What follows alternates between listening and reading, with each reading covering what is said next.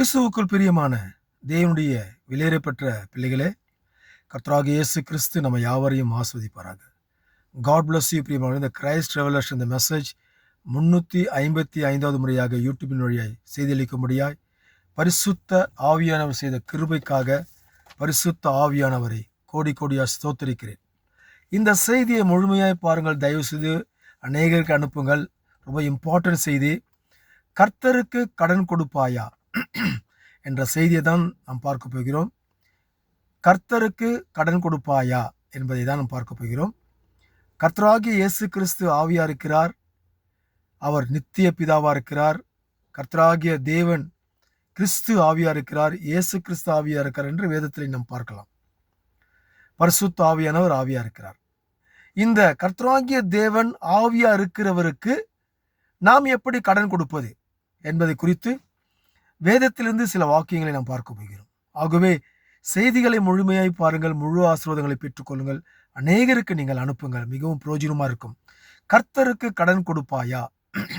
நீங்கள் நீதிமொழி 19ஆம் அதிகாரத்திலே 17ஆம் வசனத்தை நீங்கள் பார்ப்பீர்கள் என்று சொன்னால், ஏழைக்கு இறங்குகிறவன் கர்த்தருக்கு கடன் கொடுக்கிறான். ரொம்ப அற்புதமான ஒரு வார்த்தைங்க இது. ரொம்ப அருமையான ஒரு வார்த்தை. கர்த்தருக்கு கடன் கொடுக்கிறானா? ஏழைக்கு இறங்குகிறவன் கர்த்தருக்கு கடன் கொடுக்கிறான். அப்படி நீங்க பார்த்தீங்கன்னாக்கா, வசனம் சொல்லுது, ஏழை என்பது ஒரு கிறிஸ்தவனை மட்டும் குறிக்கல. கிறிஸ்தவனையும் குறிக்கிறது, இந்துவையும் குறிக்கிறது, முஸ்லீமும் குறிக்கிறது. எந்த மதத்தை சார்ந்தவனாக இருந்தாலும் அவனை குறிக்கிறது.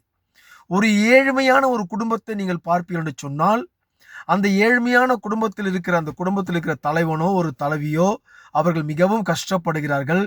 அவர்களாலே தன்னுடைய பிள்ளைகளை படிக்க வைக்க முடியவில்லை. அவர்களாலே தன்னுடைய குடும்பத்தை நடத்த முடியவில்லை. அவர்களாலே ஒன்றுமே முடியவில்லை என்று நம்ம அறிந்தோம் என்று சொன்னால், அப்படிப்பட்ட அந்த ஏழ்மையான குடும்பத்தினர்கள் இருக்கப்பட்ட ஒரு கிறிஸ்தவங்கிட்ட எனக்கு கடன் கொடுங்க, நான் கொடுத்துட்றேன் அப்படின்னு கேட்குறாங்கன்னு வச்சிங்களேன், நம்ம தாராளமாக மனப்பூர்வமா அவங்களுக்கு நம்ம கடன் கொடுக்கணும். இதுல ஏன் கடன் கொடுக்கணும்னு சொல்றேன்னு கேட்டாக்கா, நீங்க கர்த்தருக்கு கடன் கொடுக்குறீங்க, அதுக்கு கீழே வசனம் என்ன அருமையா சொல்லுது பாருங்க. அவன் கொடுக்கிறதை அவர் திரும்ப கொடுப்பார். அவன் கொடுக்கிறதை அவர் திரும்ப கொடுத்துருவாராம். இயேசுநாதர் எவ்வளவு அற்புதமான ஒரு வார்த்தை பார்த்தீங்களா? அதனால நீங்க கொடுக்கிறதுக்கு தயங்கக்கூடாது. அந்த மாதிரி ஒரு ஏழ்மையான ஒரு சகோதரியோ ஒரு சகோதரனோ குடும்பத்தில் இருக்கிறவங்க, மிகவும் கஷ்டப்படுறவங்க யாரா இருந்தாலும் ஒரு கிறிஸ்தவங்கிட்ட கடன் கேட்பார்கள் சொன்னால், அந்த கடனை நீங்கள் மனப்பூர்வமா நீங்க கொடுங்க. அந்த கடனை கர்த்தர் உங்களுக்கு கொடுத்து விடுவார். அதை மட்டும் நீங்க நினைச்சுக்கங்க தயவு செஞ்சு. யார் கொடுப்பா? கர்த்தர் கொடுப்பார் என்று வேத வாக்கியம் சொல்கிறது. நீங்க கர்த்தருக்கு கடன் கொடுக்கறீங்க. அந்த ஏழ்மையான வீட்டில் இருக்கிற அந்த சகோதரிக்கோ அந்த சகோதரனுக்கோ நீங்கள் கடன் கொடுக்கல. நீங்கள் கொடுப்பது கர்த்தருக்கு. அவர் திரும்ப கொடுத்துடுவார் என்று கர்த்தர் சொல்றாரு. அதனால ஜாக்கிரதையா இருக்கணும். ஒரு ஏழ்மையான ஒரு விசுவாசி, ஒரு ஏழ்மையான ஒரு சகோதரன், ஏழ்மையான குடும்பத்துல ஒரு விதவை உங்ககிட்ட கடன் கேட்கிறாளா? தாராளமா கொடு. ஆனா அந்த கடனை மறுபடியும் நீ அதட்டி உருட்டி மிரட்டி வாங்காத. ஏன்னா அது ஏழ்மையான சகோதரி. நீ தெரிஞ்சுதான் கொடுக்கிற. அவளால கொடுக்க முடியாது என்று தெரிஞ்சுதான் கொடுக்கிற. ஏன் கொடுக்கிற? அங்கதான் விஷயங்குது. அவளால கொடுக்க முடியாதுன்னு தெரிஞ்சுதான் நீ கொடுக்கிற. ஆனா அப்படி நீ தெரிஞ்சு கொடுக்கிறன்னு சொன்னாக்கா ஏன் கொடுக்கிற? வசனம் என்ன சொல்றது நீங்க பாருங்க, ஏன் கொடுக்கிறேன்னு சொல்லிட்டு. ஆகவே ஒரு ஏழ்மையான ஒரு கிறிஸ்தவனையோ ஒரு இந்துயோ ஒரு முஸ்லிமையோ நீங்க பார்ப்பீர்கள், யாரா இருந்தாலும் நீங்கள் பார்ப்பீர்கள் சொன்னால், அந்த ஏழ்மையான மனிதர்களுக்கு நீங்கள் கடன் கொடுக்க முன் வாருங்கள். நீங்கள் அது கர்த்தருக்கு கொடுக்கிறீர்கள் என்று வேத வாக்கியம் சொல்லுகிறது. சரி, இன்னொரு வசனத்தை வாசிக்கிறேன், கேளுங்க. வசனம் சொல்லுகிறது, ஏழைக்கு என்று பணக்கார பாஸ்டர்கள், பணக்கார போதகர்கள் அவங்கெல்லாம் கேட்பாங்க, காணிக்க கொடுங்க, எனக்கு கடன் கொடுங்க, சர்ச்சு கட்டணும், அது கொடுங்க, இது செய்யுங்கன்னு கேட்பாங்க. தயவு செய்து செய்யாதீங்க. அவங்களுக்கு செய்யறதுனால எந்த ஒரு பிரயோஜனமும் உங்களுக்கு இல்லை. வசனம் சொல்லுது, ஏழைக்கு செய்கிறவன் கர்த்தருக்கு செய்கிறான் என்று. நீங்கள் பாருங்கள், இன்னொரு வசனம் நீதிமொழி 14ஆம் அதிகாரத்திலே நீதிமொழி 14ஆம் அதிகாரத்திலே 36ஆம் வசனத்தை பாருங்க. 14ஆம் அதிகாரத்திலே 34ஆம் வசனத்தை, தரித்திரனுக்கு தயை செய்கிறவனோ அவரை கனம் பண்ணுகிறான் என்று வசனம் இருக்கும். தரித்திரனுக்கு கனம் செய்கிறவனோ அவரை கனம் பண்ணுகிறானா. பாத்தீங்களா? யாரையும் ஒரு தரித்திரம் நீங்க பாக்குறேன்னு நினைச்சீங்களேன், பயங்கரமான ஒரு தரித்திர குடும்பம் அந்த குடும்பம், அவங்களால எதுவுமே செய்ய முடியாது நீங்க பாத்தீங்கன்னாக்கா, அவங்களுக்கு நீங்க தயவு காட்டுங்க. பெரிய பாஸ்டா இருப்பான், அல்லேலூயா. உதாரணமா சொல்றேன், உங்களுக்கு பேர் சொல்ல கூட இருந்தாலும் சொல்லிடுறேன், அப்பதான் உங்களுக்கு உரைக்கும் நினைக்கிறேன். மோகன் சீலாசர் எடுத்துங்க, அவர் பெரிய பாஸ்டர்.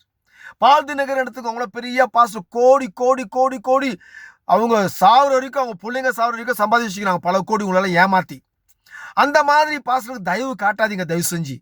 அந்த தயவு காட்டுறதுனால உங்களுக்கு எந்த ஒரு பலனுமே இல்லை. வேதம் சொல்லுகிறது, தரித்திரனுக்கு தயவு பண்ணுகிறவன் அவரை கனம் பண்ணுகிறான். இயேசு கிறிஸ்துவை கனம் பண்ணுகிறான், நித்திய பிதாவை கனம் பண்ணுகிறான், பரிசுத்த ஆவியானவரை கனம் பண்ணுகிறான். ஏன்? தரித்திரனுக்கு உதவி செய்கிறதுனால. அவங்க பிள்ளைகளை படிக்க வைக்க முடியல, உங்களால முடிஞ்ச உதவி, கிறிஸ்தவர்களே உங்களால முடிஞ்ச உதவி அந்த தரித்திரனுக்கு செய்யுங்க. ஏன் அப்படி நீ செஞ்சினா கர்த்தரை கனம் செய்கிறாய். பணக்காரனுக்கு பணக்கார பணக்காரனா இருப்பான், அவனுக்கு உதவி செய்யாத. அவங்ககிட்ட பணம் இருக்குது, அவன் மறுபடியும் உங்கள்கிட்ட ஒரு உதவி கேட்பான், செய்யாத. தரித்திரனுக்கு உதவி செய். எந்த தரித்திரன் இருந்தாலும் சரி அவனுக்கு உதவி செய். நீ கர்த்தரை கனம் செய்கிறாய். அது நல்லா புரிஞ்சுக்குங்க கிறிஸ்தவர்களே. கிறிஸ்தவனுக்கு ஒரு பணக்கார பிசினஸ் மேன் இருப்பான், ஒரு கிறிஸ்தவன். ஒரு பாஸ்டர் கேட்பாரு, சர்ச்சு கட்டணும், எனக்கு அது வேணும், கீபோர்டு வேணும், ட்ரம்ஸ் வேணும், இல்லை ஏதோ லிஃப்ட் கட்டணும், ஏதோ ஒன்று சொல்லுவாங்க பாஸ்டருங்க சர்ச்சில். அவங்களாம் தரித்திரர்கள் இல்லை. நல்லா புரிஞ்சுக்குங்க, வசனம் அப்படி சொல்லல. தரித்திரன் என்றால் ஒண்ணுமே இல்லாதவன், வசதியே இல்லாதவன். சட்டம் வாங்குறதுக்கு கூட அவன்கிட்ட காசு இருக்காது, பசங்களுக்கு ஃபீஸ் கட்டுறதுக்கு காசு இருக்காது, சாப்பாடு உணவுக்கு கூட அவங்கள்ட்ட பணம் இருக்காது. அப்படிப்பட்ட தரித்திரர்கள் யார் என்று பார்த்து உங்களாலே முடிந்த நன்மையை செய்யுங்கள், உதவியை செய்யுங்கள். அது கர்த்தரை நீங்கள் கனம் செய்கிறீர்கள் என்று வேத வாக்கியம் சொல்லுகிறது. அதை நீங்க நம்புங்க. அதனால உங்ககிட்ட பணம் வசதி இருக்குது, உங்களால முடிஞ்ச உதவி யாருக்காவது செய்யணும் அப்படின்னு நீங்க நினைச்சீங்கன்னாக்கா, எந்த கிறிஸ்தவ தரித்திரர்கள் இருப்பார்கள் என்று சொன்னால், இல்ல யாரு உங்களுக்கு தெரிஞ்ச அக்கம் பக்கத்தில் இருக்கிற யாராவது தரித்திரர்கள் இருப்பார்கள் என்று சொன்னால், அந்த குடும்பத்தை சந்தித்து அந்த குடும்பத்துக்கு போய் உங்களால முடிந்த உதவியை செய்யுங்க. உங்களால முடிந்த கடனை கொடுங்க. அது கர்த்தருக்கு நீ கடன் கொடுக்கிறாய், நீ கர்த்தரை கனம் செய்கிறாய் என்று வேத வாக்கியம் சொல்லுகிறது. சரிங்க, இதெல்லாம் இருக்கட்டும், சந்தோஷமான நிகழ்ச்சி. ஒரு முக்கியமான ஒரு காரியத்தை உங்ககிட்ட காமிக்கிறேன் பாருங்க. நீங்க ரோமர் 13ஆம் அதிகாரத்தை வாசித்து பாருங்க. 13ஆம் அதிகாரம் 8ஆம் வசனம் சொல்லுது, ரொம்ப அற்புதமான ஒரு வார்த்தை. இதை நீங்க கடைப்பிடிச்சாலுமே போதுங்க, ரொம்ப ஆசீர்வாதமா இருக்கும். ரோமர் 13:8, ஒருவரிடத்தில் ஒருவர் அன்பு கூறுகிற கடனே அல்லாமல், அல்லேலூயா, நான் அன்பு கூறுகிற கடனே அல்லாமல் மற்றொன்றிலும் ஒருவனுக்கும் கடன் படாதீர்கள். எந்த விஷயத்துல நீ கடன் படாத, ஒருவரில் ஒருவர் என்னதுவா, அன்பு கூறுகிற கடனே அல்லாமல். நல்லா புரிஞ்சுக்கிங்க, ரொம்ப அற்புதமான வார்த்தை. ஆண்டவர் சொல்றாரு, தேவன் சொல்றாரு, கர்த்தராகிய இயேசு கிறிஸ்து சொல்றாரு, இப்போ நான் இருக்கிறேன்னு நினைச்சீங்களேன், நான் பிறனிடத்திலே என்னுடைய முழு அன்பை அவனுக்கு செலுத்த வேண்டும். என்னுடைய முழு அன்பை அவனுக்கு செலுத்துகிறேன் என்று சொன்னால் அது மிகப்பெரிய கடனா. ஹல்லேலூயா. அந்த என்னுடைய அன்பை அவன்கிட்ட செலுத்தும் பொழுது அவன் என்ன பண்ணுவான்னு கேட்டாக்கா, மறுபடியுமாக அந்த கடனை எனக்கு கொடுத்துருவான். என்ன கடனை? அன்பு என்னும் கடனை. வசனம் சொல்லுது பாருங்க, ஒருவரில் ஒருவர் அன்பு கூறுகிற கடனே அல்லாமல் மற்ற ஒன்றிலும் ஒருவனுக்கும் கடன் படாதீர்கள். பிறனிடத்தில் அன்பு கூறுகிறவன் நியாய பிரமாணத்தை நிறைவேற்றுகிறான். ஹல்லேலூயா. ஆகவே தேவனுடைய விலையேறப்பட்ட பிள்ளைகளே, ஒருவனிடத்துல உன்னுடைய ஒரு கிறிஸ்தவனோ இது யாரா இருந்தாலும் சரி, உன்னுடைய முழு அன்பை அவங்ககிட்ட காட்டு. சில பேர் சொல்லுவாங்க, அவங்க கிறிஸ்தவ மாதிரி இருக்கிறாங்க, ஏன்னா கிறிஸ்தவங்கிட்ட அன்பு இருக்குது. கிளீனா கண்டுபிடிச்சிடலாம், நிறைய கிறிஸ்தவர்கள் கிளீனா கண்டுபிடிச்சிடலாம் அவங்ககிட்ட அன்பு இருக்கிறதுன்றது கிளீனா கண்டுபிடிச்சிடலாம். ஏன்னா கிறிஸ்தவங்கிட்ட ஒரு பரிபூர்ண ஒரு அன்பு இருக்கும். ஆனா இன்றைய காலத்திலே நாம் ஜீவித்துக் கொண்டிருக்கிற இன்றைய காலத்திலே முழு அன்பை செலுத்துவது கிடையாது. முழு அன்பை மற்றவர்களிடத்திலே பரிபூர்ணமாய் அவர்களிடம் பகிர்ந்து கொள்வது கிடையாது. மணவாட்டி சொல்லுவான். ஹல்லேலூயா. மணவாட்டி பாஸ்டர்னு சொல்லுவாங்க. ஆனா பாத்தீங்கன்னா அவங்ககிட்ட அன்பே இருக்காது. அன்பை குறிச்சு பிரசங்கம் பண்ணுவாங்க, பயங்கரமா பிரசங்கம் பண்ணுவாங்க. ஆனா அவங்ககிட்ட அன்பே இருக்காது. சும்மா ஒரு விசுவாசம் பார்த்தா, hello brother, God bless you, hallelujah, hallelujah, praise the Lord, hallelujah, எப்போ நீங்க அப்படி போன அப்படின்னுவான். நடக்கிற நிகழ்ச்சி நான் சொல்றேன், இன்னைக்கு அப்படிதான் நடக்குது. இன்னைக்கு முழு அன்பை செலுத்துவது கிடையாது. அதனால தயவு செஞ்சு நல்லா புரிஞ்சுக்கோங்க, உங்களுடைய அன்பை பரிபூர்ணமா மற்றவங்கிட்ட செலுத்துங்க. போலி அன்பு காமிக்காதீங்க. இன்னைக்கு போலி அன்பு தான் ஜாஸ்தி இருக்குது. ஒவ்வொரு கிறிஸ்தவங்கிட்டையும் போலி அன்பு தான் இருக்குது, ரியல் அன்பே இல்லை. நடைமுறை வாழ்க்கையில நடக்கிறது தான் சொல்றேன். ஹல்லேலூயா. இன்னைக்கு கடன் கொடுக்குறாங்க, கடன் வாங்கினவன் அவன் உடனே 10 நாள், மாசம் இல்ல 5 மாசம் 3 மாசம் மறைஞ்சிடுறான், கடனே கொடுக்கறதுல. இன்றைக்கு அநேகர் auto drivers, bus drivers, car drivers, இல்ல கார்பெண்டர், இல்ல பெயிண்டர், யாரா இருந்தாலும் சரி, அவங்க திடீர்னு பாஸ்டா மாறிடுறாங்க. கேட்டா நான் பைபிள் காலேஜ் படித்தேன், இல்லை பைபிள் காலேஜ் படிக்கல, நான் எனக்கு பைபிளை பற்றி நல்லா தெரிஞ்சு போச்சு, இல்லை தீர்க்கதரிசி மெசேஜ் நல்லா தெரிஞ்சு போச்சு, நான் நிறைய புக்குங்களை படித்து நான் பாஸ்டர். அவனே பாஸ்டர் ஆயிடுறான். அவனே பாஸ்டர் ஆகி, ஆட்டோ டிரைவர்லாம் நிறைய ஆட்டோ டிரைவர் பாஸ்டர் ஆகி அவங்ககிட்ட அன்பே இருக்க மாட்டேங்குது. சத்தியத்தை குறித்து ஏதாவது பேசுனா நமக்கு முரண்பாடா பேசுறது. நம்ம சகோதரர்களாச்சே, நம்ம ஆவிக்குரிய நண்பர்களாச்சே, ஆவிக்குரிய சகோதரனாச்சே, சகோதரா இது மாதிரி பேசினாக்கா நம்மளுக்கே ரிட்டன் அந்த வார்த்தையை குறித்து ஒரு மாதிரி முரண்படம், எப்படி சொல்றது, நம்மள ஒரு மாதிரியா பேசுறது. இப்படி இருக்கிறாங்க இன்னைக்கு விசுவாசிங்களா. மனவாட்டின்னு சொல்லுவான், அவங்ககிட்ட அன்பு இல்லை. கடன் வாங்கிட்டு, ஐயா நான் 2 மாசத்துல கொடுக்குறோம் பாஸ்ட், ஆட்டோ டிரைவரை பாஸ்ட்டுங்க, பஸ் டிரைவர் பாஸ்டர் வாங்கிட்டு என்ன பண்ணுவான், அத்தோட கொடுக்குறதே இல்லை. அவன் பாப்பான், பார்த்து 3 மாசம் பாப்பான், 4 மாசம் பாப்பான். ஐயா எங்க ஐயா என் கடன் சொல்லுவான், குத்துறையா ஆடுவான். அப்புறம் பார்த்தா கொடுக்கவே மாட்டான். அப்புறம் கோவமா பேசுவான், சண்டை போட்டு பேசுவான். அப்புறம் அந்த 5000 ரூபாய் 10,000 ரூபாய் வாங்கினாக்கா ஒரு 3000 ரூபாய் 2000 ரூபாய் கொடுக்குறது. அதுக்கப்புறம் இவன் கடன் கொடுத்துவன் சீப்போன் ஆகி வெறுப்பாகி கடனே வாங்குறது இல்லை, கடனே அவன் கேட்க மாட்டான். அந்த மாதிரி இருக்கிறாங்க இன்னைக்கு கிறிஸ்தவர்கள் எல்லாம். கேட்டா பாஸ்டர்னு சொல்றாங்க. ஹல்லேலூயா. பெரிய பாஸ்டர் கிட்ட போறாங்க, ஐயா நான் ரொம்ப கஷ்டப்படுறேயா, உங்களால முடிஞ்ச உதவி பண்ணுங்கய்யா, தயவு பண்ணுங்கய்யான்னு. அவரு பணம் இருக்க பாஸ்டர், சரி தயவு பண்றாரு. தயவு பண்ண பிறகு அத்தோட முடிஞ்சு போச்சு. அவரை சந்திக்கிறது இல்லை, பார்க்கறது இல்லை, கொள்றது இல்லை. அவர் யார், அவரை குறிச்சே குறை சொல்றது. அப்படியெல்லாம் இருக்கிறாங்க பாஸ்டருங்க. இன்னைக்கு இருக்கிற பாஸ்டருங்க ஒரு ஏழ்மையான ஒரு விசுவாசி, ஏழ்மையான ஒரு விதவை வீட்டுக்கு போறாங்க. ஆமா, அவங்க விதவை கொஞ்சம் லைட்டா லிஃப்ட் கொஞ்சம் பணம் இருக்குன்னு தெரிஞ்சு போயிடு அவங்க அந்த ஆளுக்கு. உடனே அந்த அம்மாட்ட போய், அம்மா கடன் கொடுக்குமா எனக்கு கொஞ்சம், நான் உங்களுக்கு கொடுத்துட்றேன்னு 5000 10,000 20,000 வாங்கிட்டு போடுவார். சர்ச்சை கட்டணும், இல்லை அது பண்ணணும் இது பண்ணணும், ஏதோ ஒரு காரணத்தை சொல்லி இயேசு கிறிஸ்து பேரை சொல்லி வாங்கி போடுவார் ஜெபம் பண்ணிட்டு. அத்தனை போனவர் தான் வரவே மாட்டார். இந்த அம்மா தயங்குவாங்க, ஐயோ கேட்கலாமா வேண்டாமா, நம்ம பாஸ்ட் ஆச்சே தப்பா நிற்பாங்க. அப்படியே அந்த அம்மானால கஷ்டம், முடியாது, வேற வழி இல்லை, கேட்டுதான் ஆகணும். ஐயா அன்னைக்கு நான் கொடுத்தன ஒரு 20,000 ரூபாய் உங்களால முடிஞ்ச உதவி பண்ணுங்க யாரா. அவர் எதுனா ஒரு வார்த்தையை சொல்லி அந்த அம்மா பிரெயின் வாஷ் பண்ணுவார். இல்லை ஐயா ஏதாவது கொஞ்சம், அப்புறம் ஒரு 5000 ஒரு 2000 கொடுப்பாரு, அதுக்கப்புறம் ஏமாத்திடுறது. இப்படியெல்லாம் இருக்கிறாங்க உலகத்துல பாஸ்டருங்க. விசுவாசிங்களுக்குள்ள விசுவாசிங்க.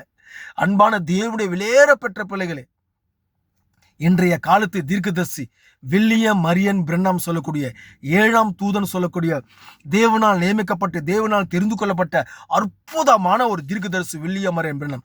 அவருடைய புத்தகத்திலிருந்து ஒரு சிறிய மெசேஜ் நான் படித்தேன், அதை உங்கள்கிட்ட வாசிக்கலாம் ரொம்ப ஆசை நான் படுறேன். நீங்க கேளுங்க தயவு செஞ்சு. நீங்கள் யாருக்கும் கடன் படக்கூடாது, யாருக்கும் கடன் படக்கூடாது, நீங்கள் நேர்மையாக நடந்து கொள்ள வேண்டும். பார்த்தீங்களா, நேர்மையாக நடந்து கொள்ள வேண்டும். மனவாட்டிகள் யாருன்னா பார்ப்பீங்கன்னா தயவு செஞ்சு பார்த்து அநேகருக்கு அனுப்புங்க. நீங்க யாருன்னா கடன் பட்டீங்கன்னாக்கா கடனை கொடுத்துடணும். நேர்மையா நடந்து கொள்ள வேண்டும். நீங்கள் யாருக்காவது கடன் பட்டிருந்தால் அவர்களிடம் சென்று அதை திரும்பி செலுத்த சிறிது அவகாசம் கேளுங்கள். நீங்க யாருக்குன்னா கடன் பட்டு இருக்கிறீங்கன்னு சொன்னாக்கா, அவங்ககிட்ட உங்களால கொடுக்க முடியலனாக்கா அவகாசம் கேளு. அவன் அப்படி வந்தா இப்படி ஓடுது, இப்படி வந்தா அப்படி ஓடுது, ஏதாவது ஒரு டெபிள் ஸ்டோரி அவங்ககிட்ட சொல்றது, நாளைக்கு தான் இன்னைக்கு இப்படிலாம் பேசாத, அவகாசம் அன்பா கேளு. ஐயா உங்ககிட்ட வாழ்றது உண்மைதான், என்னால முடியல, ஒரு 10 நாள் அவகாசம் கொடுங்க, அடுத்த மாசம் நிச்சயமா கொடுத்துரு, அவகாசம் கேளுங்க. நேர்மையாய் நடக்க முயற்சி செய்யுங்கள், அவகாசம் கேளுங்கள், பாருங்கள், அப்பொழுது அதுவே மேலானது. அது கிறிஸ்துவ மார்க்கத்தின் நல்ல அடையாளமா இருக்கிறது. பாத்தீங்களா, தீர்க்கதரிசி சொல்றார், வில்லியம் மரியன் பெண்ணாம் சொல்லக்கூடிய தேவனால் நியமிக்கப்பட்ட இக்காலத்துக்குரிய கடைசி கால தீர்க்கதரிசி. அவர் சொல்றாரு, அது ஒரு நல்ல அடையாளமா இருக்கிறது. கடன் வாங்கின யாருக்கிட்டனா கடன் வாங்கினா சொன்னாக்கா அந்த கடனை கொடுத்துரு. கடன் கொடுக்க ஏமாத்தாத. அப்படி நீ ஏமாத்துன்னு சொன்னாக்கா நீ ஒரு நல்ல போதகர் அல்ல, நீ நல்ல ஒரு பாஸ்டர் அல்ல, நீ ஒரு நல்ல விசுவாசி அல்ல. ஏழ்மையான சகோதரிட்ட போய் கடன் வாங்கிட்டு அந்த ஏழ்மையான சகோதரி ஏமாத்தணும்னு பாக்குற பாரு, ஒரு நல்ல விசுவாசிக்கு அர்த்தமே அல்ல. அல்லேலூயா. தீர்க்கதரிசி சொல்றாரு, வில்லியம் மரியன் பெண்ணாம் தீர்க்கதரிசி சொல்றாரு, நல்ல அடையாளம் அதுவே கிறிஸ்துவ மார்க்கத்தின் நல்ல அடையாளம். உத்தமமாகவும் நேர்மையாகவும் இருக்க வேண்டும். நீ ஒரு நல்ல போதகர் என்று சொன்னால், நீ ஒரு நல்ல கிறிஸ்தவன் என்று சொன்னால், ஒரு ஏழ்மையான தரித்திரருக்கு நீ நன்மை செய்ய வேண்டும். தரித்திரனுக்கு உன்னால் முடிஞ்ச நன்மையை செய்து கடன் கொடுத்துக்கலாம். நீ அவங்ககிட்டயே போயிட்டு நீ கடன் கேட்கிற. எந்த விதத்துல நியாயம்? எனக்கு ஒண்ணுமே புரியல. அவனே பாவம். சரி, ஓகே, நேர்மையாய் நடந்து கொள்ள வேண்டும். அவனை ஏமாத்தணும்னு முயற்சி செய்யாத, அவனை சீட்டிங் பண்ணணும்னு முயற்சி செய்யாத. கர்த்தர் பார்க்கிறார் என்பதை மட்டும் மறந்துடாத. உண்மையான அன்பு அவனுக்குள் இருக்குதுன்னு வச்சுக்கீங்களேன், கொடுத்த கடனை கூட அவன் வாங்க கூடாது. உண்மையான அன்பு, ரியல் அன்பு அவனுக்கிட்ட இருந்தா, நீ கொடுக்கறது ஏழைக்கு கொடுக்குற, நீ கொடுக்கறது தரித்திரனுக்கு கொடுக்குற. அவனால கொடுக்க முடியாதுன்னு உனக்கு தெரியும். அப்படி இருந்தும் ஏன் கொடுக்குற? உனக்குள்ள அன்பு இருக்கிறது. கிறிஸ்துவானவர் ஒருவருக்குள்ள வாசம் செய்வார் என்று சொன்னால், அவன் நிச்சயமாகவே தரித்திரனுக்கு நன்மையை செய்வான், ஏழைகளுக்கு கடன் கொடுப்பான். அவன் திரும்பி கேட்க மாட்டான்.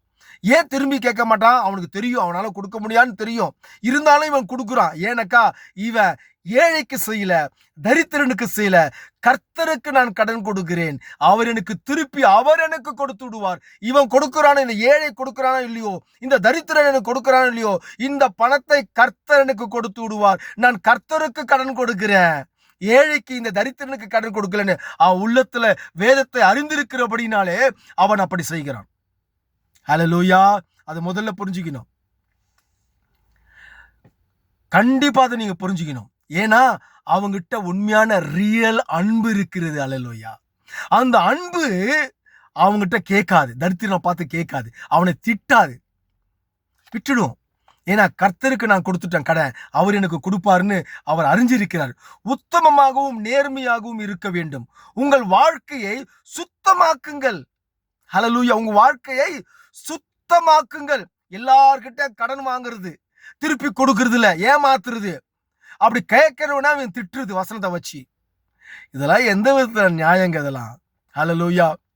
வசனம் சொல்லுது பாருங்க, ஒருவரிடத்தில் அன்பு கூறுகிற கடனே அல்லாமல். இன்னைக்கு அன்பு இல்லைங்க. இன்னைக்கு கிறிஸ்துவ மதத்துல ஒரு கிறிஸ்தவங்கிட்ட அன்பு இல்ல, ஒரு கிறிஸ்துவ போதகிட்ட ரியல் அன்பு இல்ல. எல்லாம் போலி வேஷம் தான்.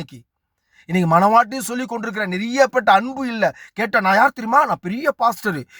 இன்னைக்கு தீர்க்கதரிசி மெசேஜை கரைச்சி குடிச்சு வச்சிருக்கிறேன். தீர்க்கதரிசி மெசேஜ்ல குளிக்கிறேன் நான், தெரியுமா உனக்கு? நான் யாருன்னு உனக்கு தெரியுமா? உனக்கு யார்கிட்ட பேசினுக்கிற நீ? எனக்கு ஒண்ணுமே புரியலங்க. இப்படியெல்லாம் பேசுறாங்க இன்னைக்கு தீர்க்கதரிசி மெசேஜில் இருக்கிற நண்பர்கள், சகோதரர்கள். அவனுக்கு அறிவுரை சொன்னாக்கா, உன் கண்ணை கிளீன் பண்ணு முதல்லன்றான். பாருங்க, நம்ம அன்பின் நிமித்தமாய் பேசிக் கொண்டிருக்கிறோம். வேதத்தின் ஆராய்ச்சி பிரகாரமாக வேதத்தில் தீர்க்கதரிசி 7ஆம் தூதன் வில்லியம் மரியன் பெண்ணாமுடைய செய்திகள் எல்லாம் ஒரு அன்பின் நிமித்தமாக பகிர்ந்து கொள்ளுகிறோம் என்று சொன்னால் அவை நமக்கு ரிப்ளை பண்றான். முதல்ல உன்னை சரி செய்து கொள், உன் கண்ணில் இருக்கிற அழுக்கை எடு அப்படின்றான். நம்ம என்ன போய் சொல்றது? ஒன்னும் பேச முடியல. ஏன்னு கேட்டாக்கா, அவனுக்குள்ள கிறிஸ்துவின் அன்பு பரிபூர்ணமா இல்லாத ஒரு காரணத்தினாலதான் அவன் அப்படி பேசுகிறான். வேற ஒண்ணுமே இல்லை. அன்பு இல்லை அவங்ககிட்ட. ஏன்னா பிறர்கிட்ட அன்பு எப்படி செலுத்தணும்னு தெரியல, அதனால முரண்பாடா பேசுறது. சரி, உங்கள் வாழ்க்கையை சுத்தமாக்குங்கள். கடன் வச்சுக்காத உன் வாழ்க்கையில. அப்படி கடன் வச்சுன்னா அவனுக்கு ரிட்டர்ன் கொடுத்துரு. ஹல்லேலூயா. நீங்கள் யாருக்கும் கடன் படாதிருங்கள். வசனம் சொல்லுது, தீர்க்கதரிசி வசனம் சொல்லுது, தீர்க்கதரிசி சொல்றாரு, நீங்கள் யாருக்கும் கடன் படாதிருங்கள், உங்கள் வாழ்க்கையை சுத்தமாக்குங்கள், உங்கள் கடனை செலுத்தி தீருங்கள். உங்கள் கடனை செலுத்தி தீருங்கள். அருமையான தேவனுடைய ஊழியக்காரர்களே, மனவாட்டி ஊழியக்காரர்களே, அப்படி யாருக்காவது நீ கடன் பட்டிருந்தால் தயவு செய்து அவனுக்கிட்ட கொடுத்துரு, ஏமாத்தாத. நானே கஷ்டப்படுறேன், எங்க வந்து நான் கொடுக்குறது? அப்ப நீ வாங்கும் போது ஏமாத்திரம் பிளான் பண்ணி தான் நீ வாங்கிட்ட இல்லையா? அப்ப நீ ஒரு கிறிஸ்தவனா? உன் வாழ்க்கை சுத்தமா இருக்குதா? அப்ப உன் வாழ்க்கை சுத்தமா இல்ல. தீர்க்கதரிசி சொல்லுகிறார், வில்லியம் மரியன் பிரென்னாம் தீர்க்கதரிசி சொல்றாரு, உன் வாழ்க்கை சுத்தமா வைத்துக்கொள், குறை இருக்கக்கூடாது, கடன் வச்சுக்கின்னு மற்ற ஏமாத்தாத, கடனை செலுத்தி தீருங்கள், யாருக்கும் கடன் படாதிருங்கள். அல்லேலூயா. பணத்தினால பல பிரச்சனைகள் வருது, பணத்தினால பல சண்டைகள் வருது. கடன் கொடுக்கணும் அப்படின்னு நினைக்காத.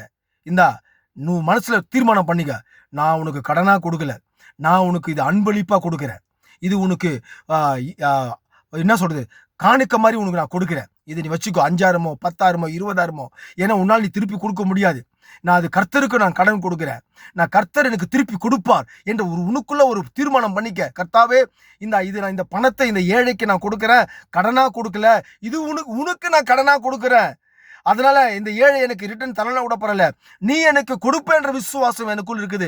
வேத வாக்கியம் சொல்லுகிறது, கர்த்தாவே நான் உனக்கு கடன் கொடுக்கிறேன் என்று சொல்லி உன் உள்ளத்துல தீர்மானம் பண்ணி அந்த தரித்திரனுக்கோ அந்த ஏழைக்கோ நீ கொடுக்க முயற்சி செய். தீர்க்கதரிசி அருமையாய் பேசுகிறார் வில்லியம் மரியன் பிரென்னாம் தீர்க்கதரிசி. நீ கடன் படாத, அப்படி கடன் பட்டா அந்த கடனை திருப்பி கொடுத்துரு, பிறனிடத்திலே உன்னுடைய அன்பை செலுத்து என்று தான் சொல்கிறார். Hallelujah. Anyway, God bless you பிரியமானவர்களே. கர்த்தர் உங்களை ஆஸ்வதிக்கட்டும். புதிய செய்தியோடு உங்களை சந்திக்கிறேன். God bless you.